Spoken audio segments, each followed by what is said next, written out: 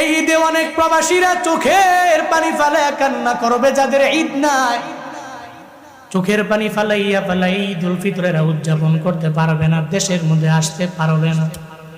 কত প্রবাসীরা আসার জন্য রেডি হয়, মা বাবার টেলিফোন করেও জানায় দেয়, ও মা বাবা তুমি দোয়া কইরা দাও যাতে আল্লাহ পাক এবারে ঈদটা তোমাদের সাথে আমার উদযাপন করায়। টিকেটও কেটে ফেলে ঢাকার ইন্টারন্যাশনাল বিমানবন্দরের মধ্যে আসার পরে মায়ের নাম্বার টেলিফোন দেয়, তোমার সন্তান চলে আসছে সারপ্রাইজ দেওয়ার জন্য, তোমার সাথে মোলাকাত হয়ে যাবে।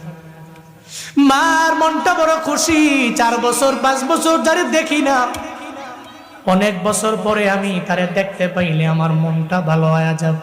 মনে রাখবেন, মার কাছে সন্তান এত পরিমাণে দামি, ওই সন্তানের দরবারে মায়ের টাকা চায় না, বাড়ি চায় না, গাড়ি চায় না।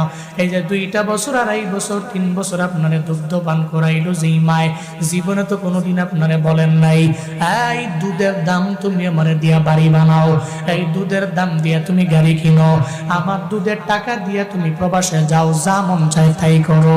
মা জীবনে বলে না রে বাবা, আপনি আমি তো মিস করতে পারি না, প্রবাসীরা এরা ভালো করেই জানে, এরা মায়ের আদরটা পরিপূর্ণ মিস করে রে বাবা। আমি মায়ের বয়ান করলে এরা চোখের পানি ফালায়া ফালায়া কান্দে, গভীর রাতে টেলিফোন দিয়া দিয়া বলে, হুজুর আপনার মায়ের বয়ান শুই না চোখের পানি ফালায়া কান্না কইরা, আগে আমি নামাজ পড়তাম না, এখন আমি ফজর জোহর আসর পরিপূর্ণ পড়ি, আগে আমি রোজা রাখতাম না, এখন আমি রোজা রাখি, আগে আমি আমলের লাইনে অগ্রগামী হইতে পারি নাই, এখন আমি আমলের লাইনে অগ্রগামী হয়ে যাই।